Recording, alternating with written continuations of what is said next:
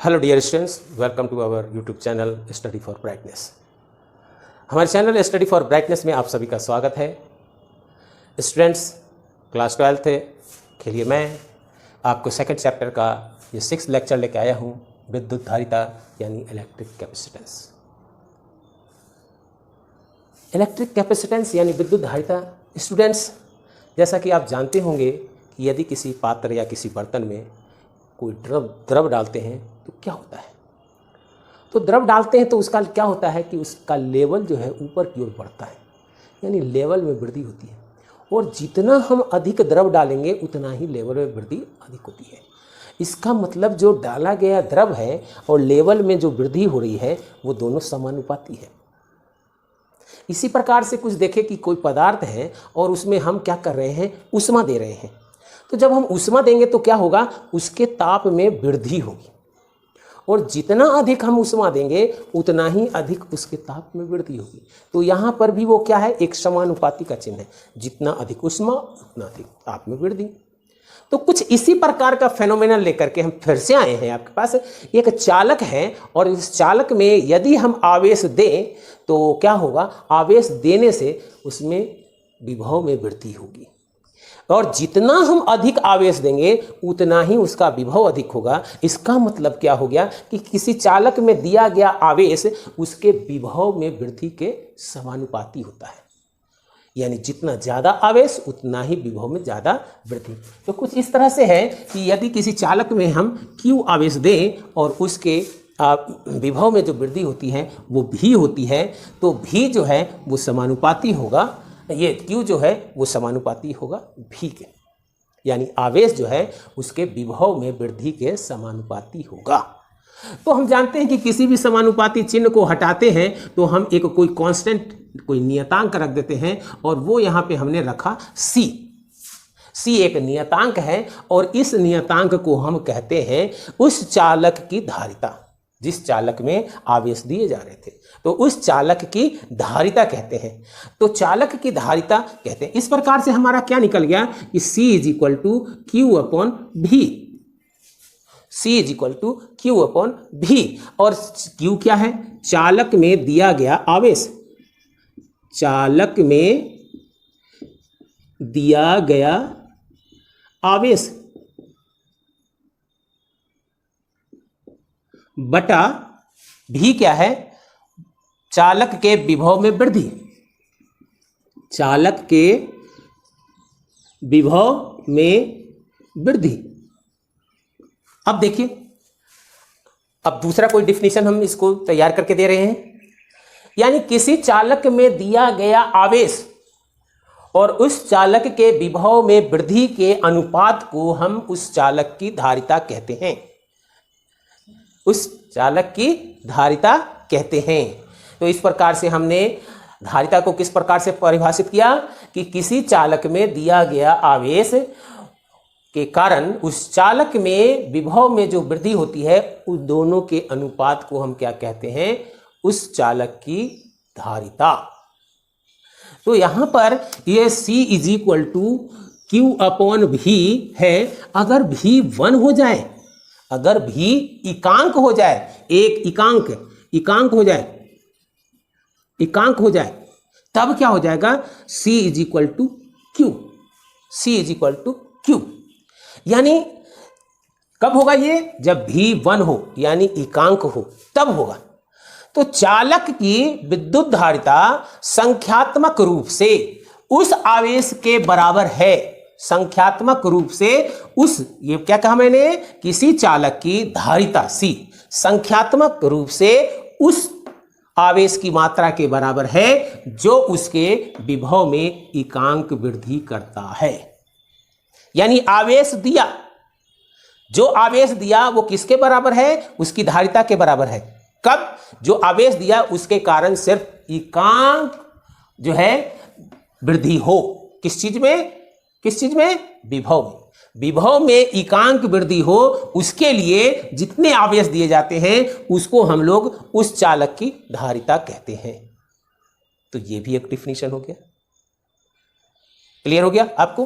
क्या कहा मैंने यह कहा कि किसी चालक में धारिता जो होती है वो संख्यात्मक रूप से उस आवेश के बराबर होती है जो एकांक वृद्धि विभव में एकांक वृद्धि करता है, जो विभव में एकांक वृद्धि करता है। तो इस तरह से आप धारिता की ये भी डिफिनीशंस पढ़ लिए।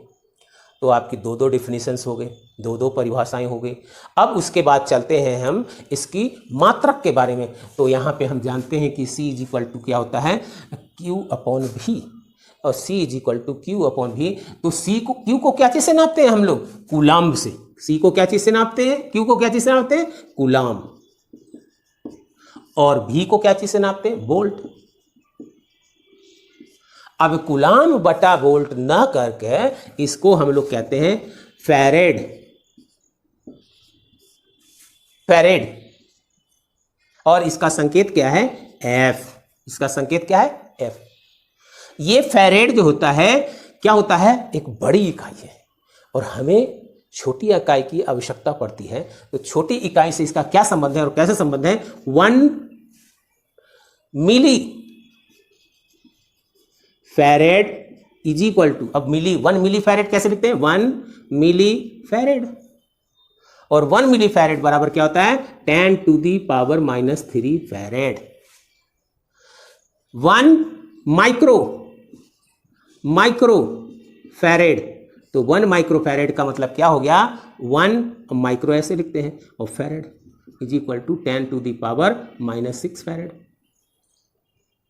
1 नैनो और छोटा, 1 नैनो फैरेड, यानी क्या हो जाएगा, 1 नैनो यानी क्या हो जाएगा, 1 और नैनो को ऐसे प्रदर्शित करते हैं, फैरेड = 10⁻⁻, कितना हो जाएगा, 9 फैरेड।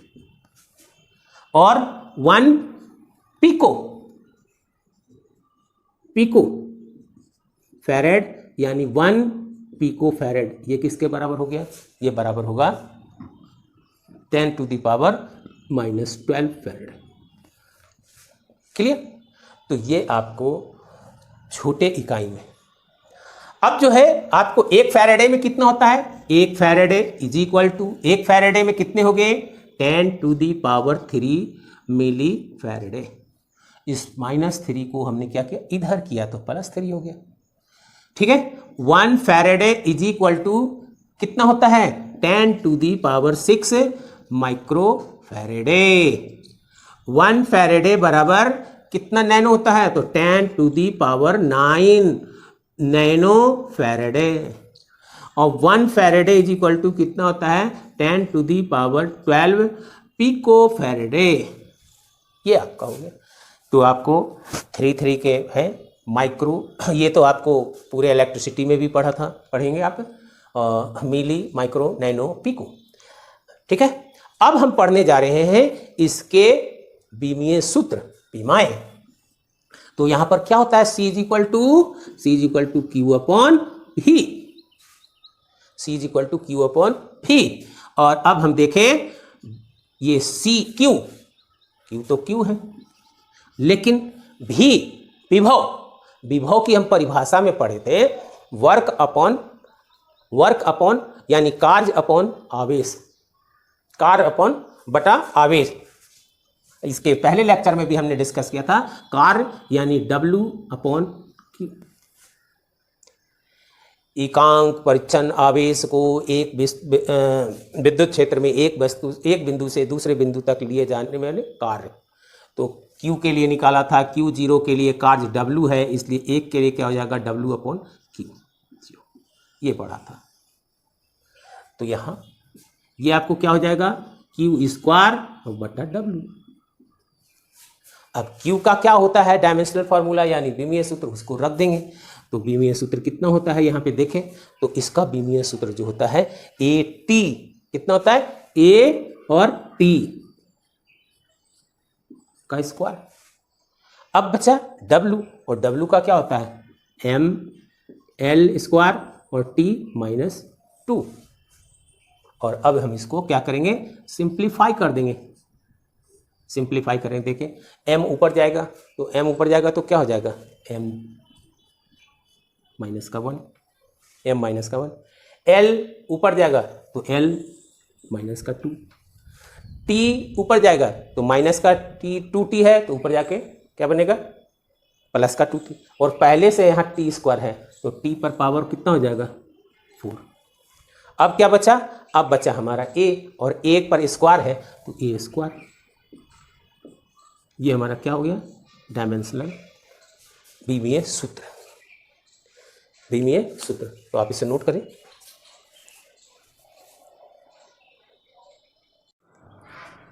विद्युत धारिता के अंतर्गत जो है एक विलगित यानी पृथक्कृत यानी आइसोलेटेड, यानी इस पर किसी दूसरे चीज़ का प्रभाव न पड़े, तो ऐसे गोलीय चालक की हम धारिता की गणना कर रहे हैं।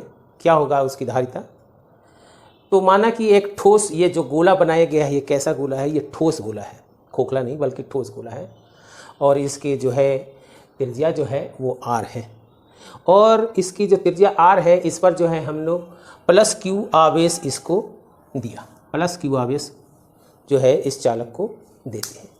तो देने पे क्या होता है, चूंकि ये ठोस है तो ये पूरे चालक जो है, पूरे चालक पे क्या होता है, ये आवेश फैल जाता है, ये समान रूप से वितरित हो जाता है, और समान रूप से वितरित होने के कारण ये समविभव पृष्ठ की तरह काम करने लगते हैं।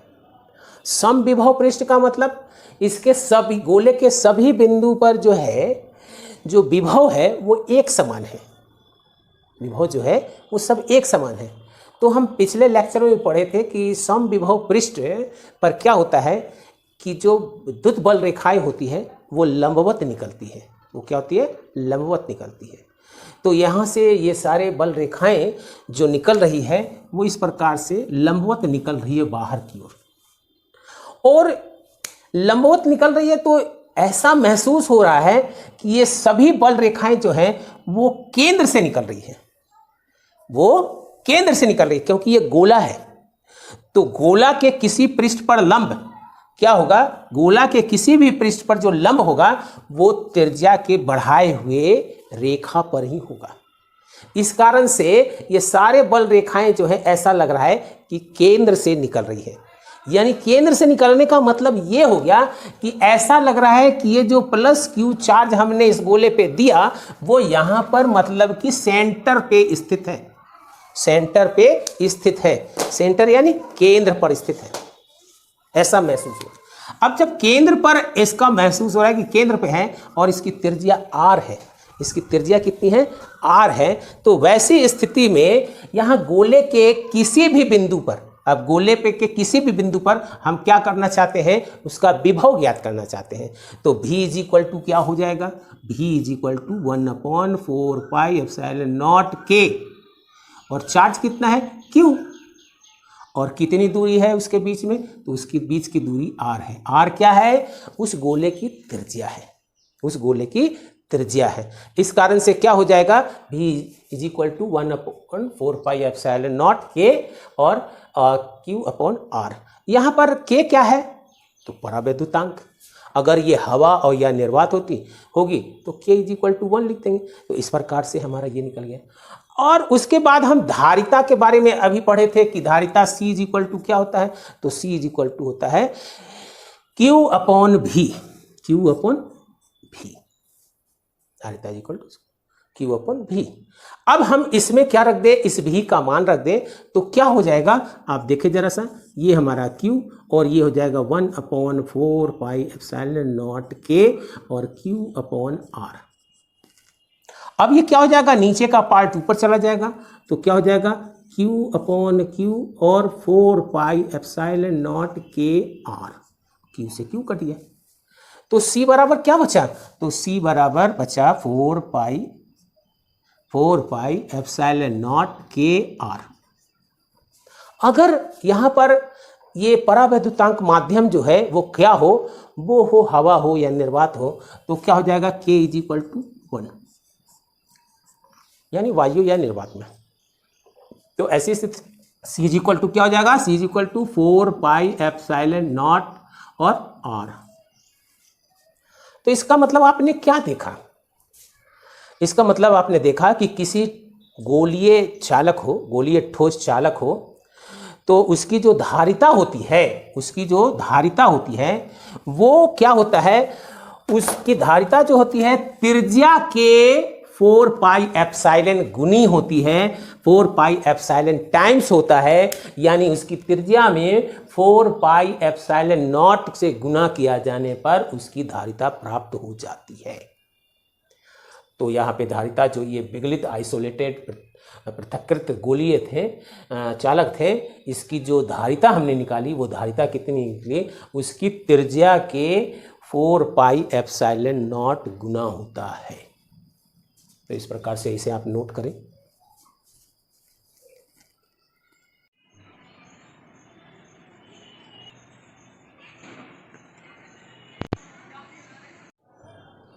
नेक्स्ट हम धारिता को प्रभावित करने वाले कारक यानी चालक की जो धारिता है वो कैसे बदल जाती है, कौन उसको प्रभावित करेगा, इसके बारे में पढ़ेंगे।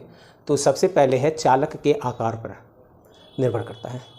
अब जैसे चालक ये है, इस चालक में ये आवेश दिए गए हैं, अब हम क्या कर दिए, इसके आकार में वृद्धि कर दिए, और आकार में जब वृद्धि कर दिए तो ये क्या हो गया, ये आवेश दूर दूर हो गए, और इसके कारण क्या हो गया कि इकाई क्षेत्रफल में आवेशों की संख्या कम हो गई।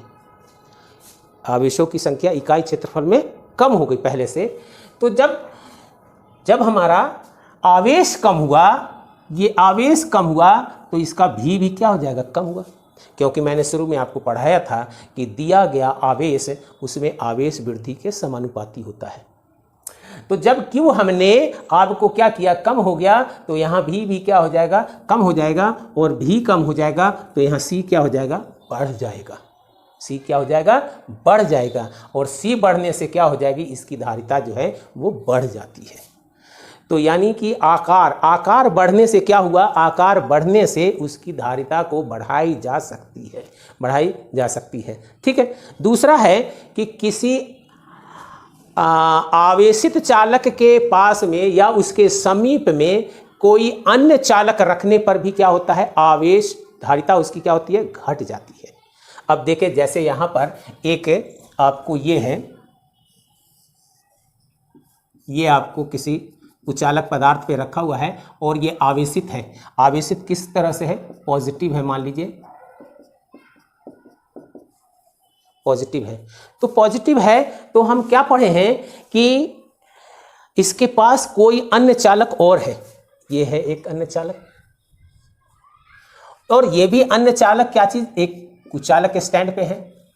तो हमने पढ़ा है कि प्रेरण के कारण प्रेरण घटना होती है। प्रेरण घटना के बारे में हम लोग और विस्तृत से पढ़ेंगे। फिलहाल इतना आप जान लें कि प्रेरण घटना के कारण इस आवेश के कारण जो उसके पास में रखे हुए चालक हैं उसके दूर वाले सिरे पर समान और पास वाले सिरे पर विपरीत आवेश उत्पन्न हो जाते हैं। ये विपरीत आवेश उत्पन्न जो हो गए, इसके कारण क्या हो गया, ये इसे न्यूट्रलाइज कर देता है।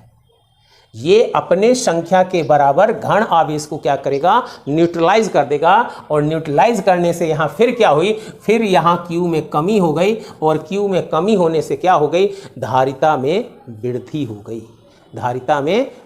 हो गई। यानी हमने दोनों केस में पढ़ा कि अगर आकार बड़ा कर दें तो भी धारिता में क्या हो जाएगी, वृद्धि हो जाएगी, और अगर किसी आवेशित चालक के पास में एक दूसरा चालक रखा जाए उस स्थिति में भी उसके जो है धारिता में वृद्धि हो जाएगी।